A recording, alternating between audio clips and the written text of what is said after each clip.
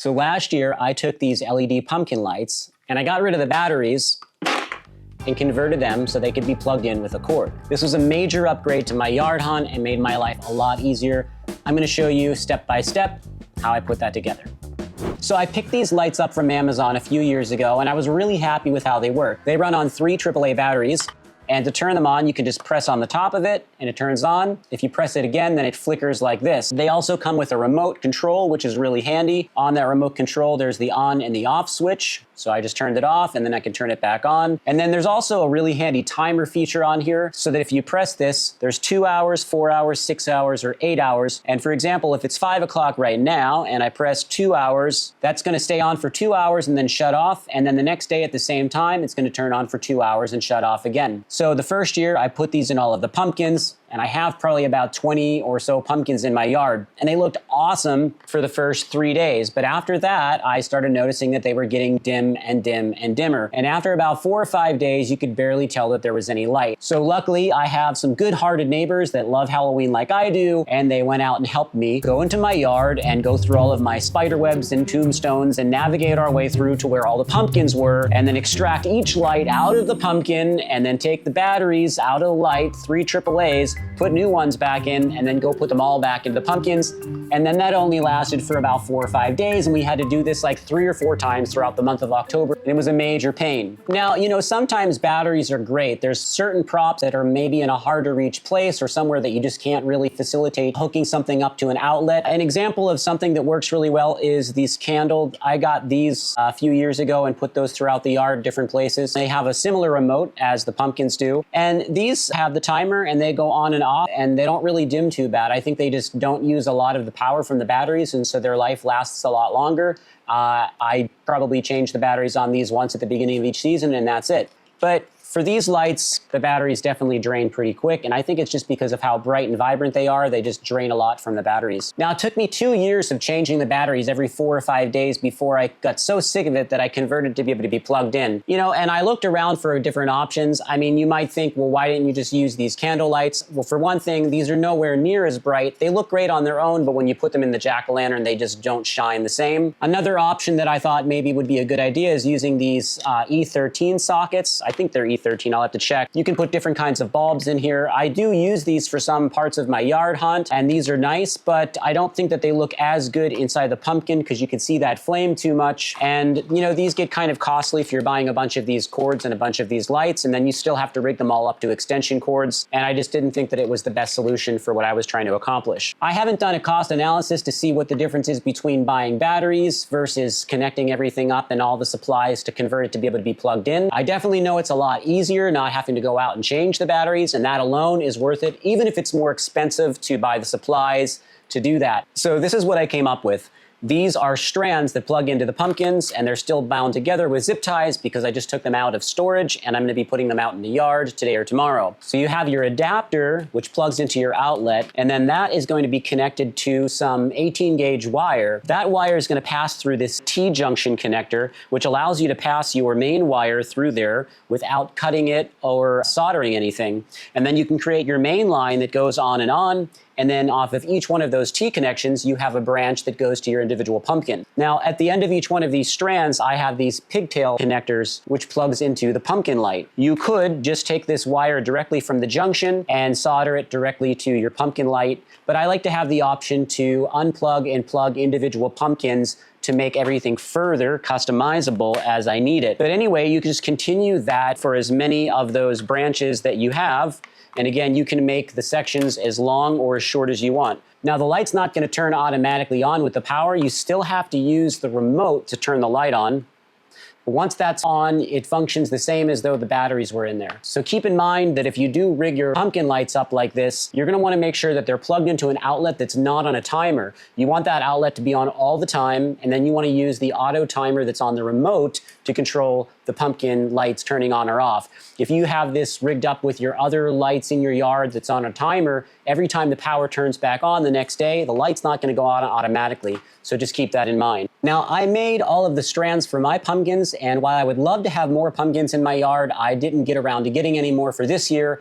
But my neighbor has some of the same type of pumpkins, and when I picked up my lights, he also got some. So for this video, I decided to do him a favor and make a strand for his lights. Now, this is something that I'm not an expert on, but I'm gonna give you a basic explanation of some of the ways that the wiring for this works. Maybe it'll give you a little bit more peace of mind as you do this so that you know things are done the right way. There are basic two ways that you can wire up a strand of lights. One is parallel and the other is series. Series is what you might think of when you see your standard Christmas lights, and it divides the voltage up so that you're not getting full power to each one of these lights, but if one of those gets disconnected, the whole strand goes dark. That is not what we need for what we're doing. We're gonna use parallel, which is much more simple. Basically, we have our power source, and we're gonna take that positive and negative, and then just run that and connect the positive and negative of that to the positive and negative of our light. And this distributes the same voltage to each one of our lights. And if you disconnect one, the other still works. So that's parallel and series, just in case you were wondering, which you probably weren't.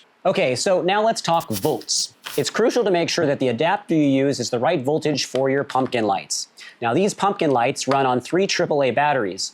Each battery is 1.5 volts. How do I know that? Because it says it right on the battery. This light uses 3 of these AAA batteries, so that's a total of 4.5 volts. A 12-volt adapter would be way too much power for these lights. This adapter is a 5-volt adapter. It's slightly more than they need, so it probably makes them run maybe a little brighter than they're supposed to, but so far it has worked totally fine. The risk you run is that maybe that overpowering would shorten the life of them, but that's a risk that I'm willing to take. If they last for 4 or 5 years, that's not bad. Hopefully they never die. Now we're gonna talk about something really scary. Amps. We know the voltage, but we need to find out how many amps these draw just to make sure that we have everything rigged up correctly so that it all works properly. If you're lucky, the package or the description of the details of the item that you're using is going to tell you how many amps it draws, but that's not always the case. I could not find that information for these lights, so I used a digital multimeter. You put 2 of your batteries in, turn it on, and then what we're going to do is we're going to touch the black to the negative and the red to the positive, and then press the light on, and then we get a reading of 0.01 amps. Our adapter is 2 amps. It's not a big deal if you have too many amps in your adapter. It will not hurt the lights. They'll only draw what they need. So this 2 amps will supply plenty. You could easily probably do a dozen or so and be fine. The first thing you're going to want to do is take your 5-volt adapter and then connect that to your main 18-gauge wire line. Now this adapter ends with a barrel connector, but since I don't plug it in, I'm cutting it off and wiring it directly. And with that removed, I'm stripping back the black outer jacket to expose the red and black leads, and then taking a little off each to reveal the copper. Now I'll take the 18-gauge wire and basically do the same thing, but since it doesn't have an outer jacket, I'm just splitting the leads and stripping back the ends. To join the wires, I'm using these heat shrink butt connectors. You just slide the wires in, crimp them down, and then hit them with a heat gun to seal everything up. Now there's a bunch of ways you could do this. You could solder or even skip the crimp and heat gun altogether with these straight through connectors. I ordered some of these and I think I'll try them next time. And I like to finish it off with a bit of electrical tape for extra protection.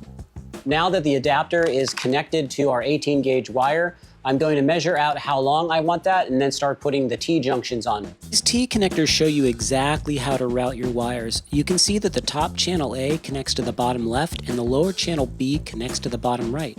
You want to take a small section of your 18-gauge wire, split the leads and pull them apart, and then you just lay it into the connector, press the tab until it clicks, and that's all there is to it. Now that we have our main line connected to the T-junctions, we're going to start cutting pieces of our 18-gauge wire to connect to those T-junctions, and that's going to extend to each of the 5 pumpkins that we're going to hook up to our line. So once again, we're splitting the leads and pulling them apart so we can run them through the holes for channel A and B at the bottom of the connector. And then we just press the tab until it clicks, same as before. These T-connectors are super convenient and give you a nice clean connection, and you can even pop the tabs back open if you need to reuse or make changes later. Before you connect any of your wires to your pumpkin lights, you want to make sure that you drill a hole through the cover. I'm using a 1/4-inch drill bit, and then it's real easy just to drill right through there. And then you want to pass your wires through there before you put them in so that they can come out of the bottom nice and clean. And you could even put a gasket in there or some silicone if you wanted to make it real waterproof. Now to connect these leads to the pumpkins, we're just going to go ahead and split the red and the black wires at the end, and then we're going to solder the red wire to the positive battery terminal and the black wire to the the negative battery terminal. Now, when you look inside, there's a single tab for the positive and then a single tab on the other corner for the negative. That's where you want to connect your wires to. You don't want to connect them to these double tabs or it will not work. I'm adding a bit of solder to the ends of the pigtail leads and then soldering to the tabs inside the pumpkin light. Now, honestly, this is the hardest part for me. I've always hacked my way through soldering, and one of these days I'd love to get better at it. Just be careful that you don't melt the plastic inside the light with your solder gun. And I'm sure there's other ways you could connect the wires, but even with my less than stellar soldering skills, it gets the job done. So now that I've soldered the pigtail to the pumpkin light, I'm just gonna go ahead and slide the cover on and snap that into place. And then we can test it to see if it works. So I'm just gonna go ahead and plug our adapter into power here, plug this into the other end of the pigtail and turn it on, and there it goes. All right, so that is working. That's our first pumpkin light. We got 4 more to go. The rest of however many lights you're gonna add to your strand, you basically repeat the same process. And again, you can hardwire directly to each light or use a pigtail connectors, which I do think is more convenient. So for the last T-junction, you could just leave the wire inside and not have it come out the other side if you weren't gonna put any more lights on your strand. I like to leave a little bit excess coming out there and then just put one of these barrel nut connectors on there to cap it off with some electrical tape. That way, if I want to extend the branch in the future, I can do that. So I have the strand put together. All of the pumpkin lights are wired up to the individual extensions that come off the main wire. Plug the adapter in. We got our pumpkin lights working. Now I'm just gonna throw some electrical tape over these junctions just to keep them a little bit more waterproof when they're outside, and we should be all done and be able to put them into the pumpkins. Okay, well the lights are done and it's time to go deliver them to Kevin at Paranormal Poems.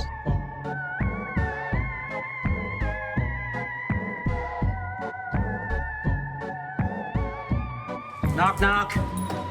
Hi. Hey, got a delivery from Dead On Design. Somebody ordered some pumpkin lights. Oh, yeah.